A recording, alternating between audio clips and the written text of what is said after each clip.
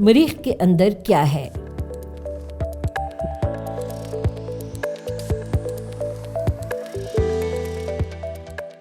ہم بڑی حد تک جانتے ہیں کہ زمین کے اندر کیا ہے، تاہم مریخ کے معاملے میں ابھی ہماری رسائی اس کی سطح تک ہی ہے۔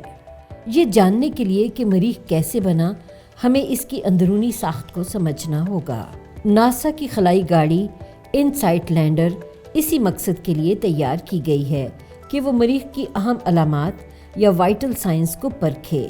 مثلاً وہ ایسی سرگرمیوں کو نوٹ کرتی ہے جس کے نتیجے میں مریخ پر زلزلے کے جھٹکے پیدا ہو سکتے ہیں۔ اس کے علاوہ وہ درجہ حرارت نوٹ کرتی ہے تاکہ دیکھا جا سکے کہ مریخ کے اندر سے کتنی حدت خارج ہو رہی ہے۔ اسی طرح وہ یہ بھی نوٹ کرتی ہے کہ سورج کے گرد چکر لگاتے ہوئے مریخ کتنا ڈولتا یا تھر تھراتا ہے۔ اس سب سے حاصل کردہ معلومات ہمیں یہ اندازہ لگانے میں مدد دے سکتی ہے کہ مریخ اندر سے کیسا ہے۔